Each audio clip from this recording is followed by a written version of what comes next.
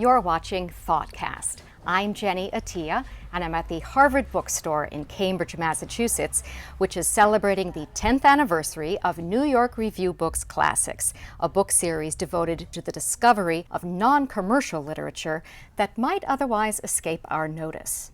But it also rediscovers such works as the Journal of Henry David Thoreau, a very long and rarely read notebook about his thoughts and experiences.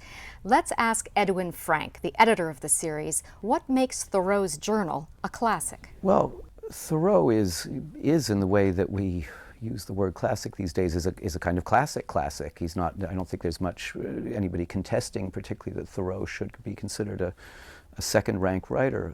He's a foundational writer for American literature. The interesting thing about the journal is that the journal is foundational for Thoreau's writing, and yet, because it is so long, it has really been unavailable in a form that readers could begin to approach it. What is different about your edition? Obviously, it has been published before, I believe in 1906, and again in 1962, if I've got that right? Dover had it in print. Well, the difference is that the journal, though it has been published in its entirety, in the past when it has been, when sections of it have been published or selections, they have tended to pick out little tidbits, wise sayings, apothegms, little bits of description. Nobody until Damien Searles, who has edited this version for us, has really tried to suggest the entire the course of the journal, the sort of the cresting wave, if you were, of the whole of the book as a whole, and that Damien has tried to do, and I think he's done a beautiful job. Thoreau started the journal when he was 20, in 1837, I believe, and he kept it up almost until he died. What is the narrative arc of the story? What is the story behind the journal? I wouldn't say, finally, that it has a traditional narrative arc, which is one of the things that makes it interesting. Thoreau led a relatively reclusive life, and his actual interests were perhaps even more reclusive than the life he led. That is, he worked, he had encounters with the villagers, and so on, but in fact, the journal is overwhelmingly an account of his encounters with nature. It is full of episodes or episodic interest. There are, for example, there's the episode that where Thoreau does burn down a wood. There are various animals that Thoreau gets interested in and brings home in some cases to look after before releasing. He's very interested in turtle eggs. Turtle eggs, yes. And frogs. Frogs, the squirrel. There's actually not, the squirrels I think are less present in our edition, but squirrels also interested in. And then he's interested in places and the weather. So in a certain way, the journal is finally about nature and the weather and Thoreau's walking amongst them, though certain kinds of labor are also involved. Thoreau sharpened pencils or made pencils for a living, is that right? He did. His family had various businesses in Walden, which he participated in.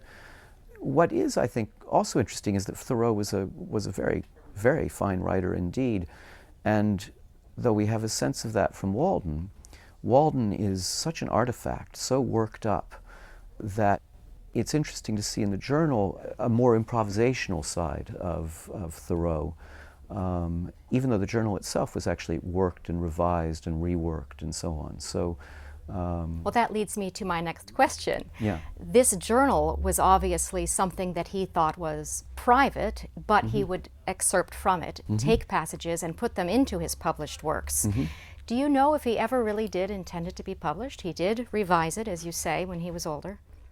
It's unlikely that he wanted the journal as such to be published. He was, however, working on a thing called Calendar, which was a sort of ongoing chronicle of the seasons, which was even more intimately related to the journal than any of the books that he excerpted from it, which are books of travel and indeed Walden to some degree.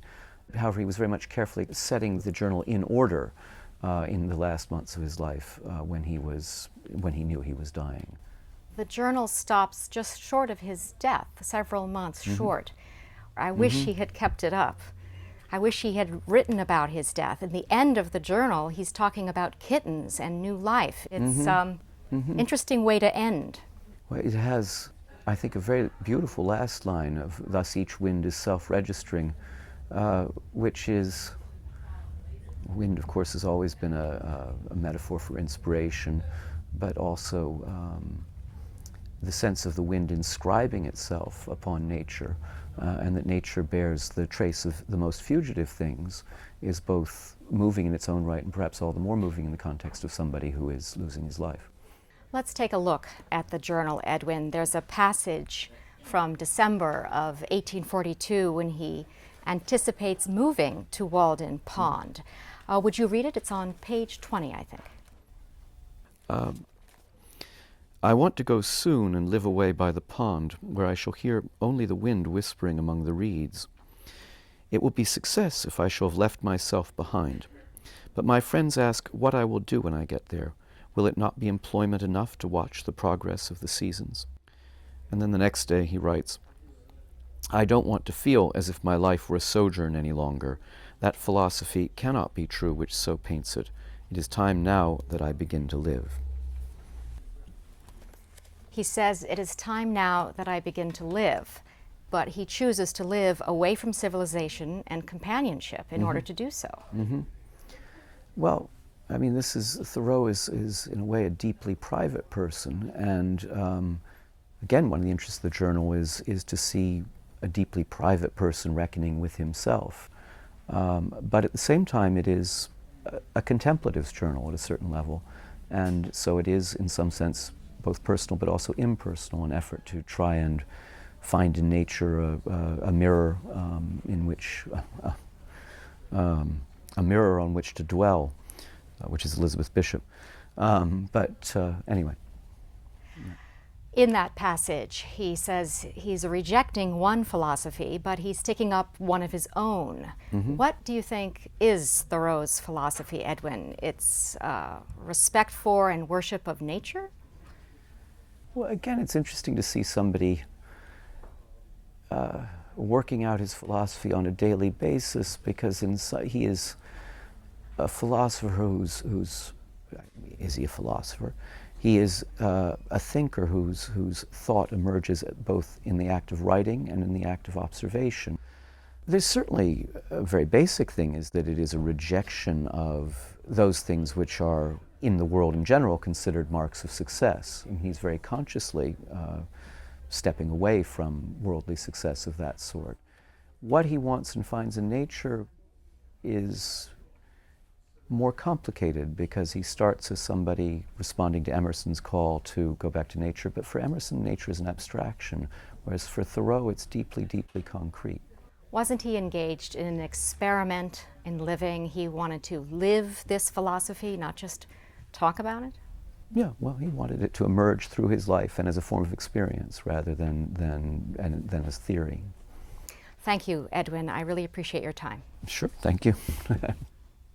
You've been watching ThoughtCast. I'm Jenny Attia. Thanks for joining us.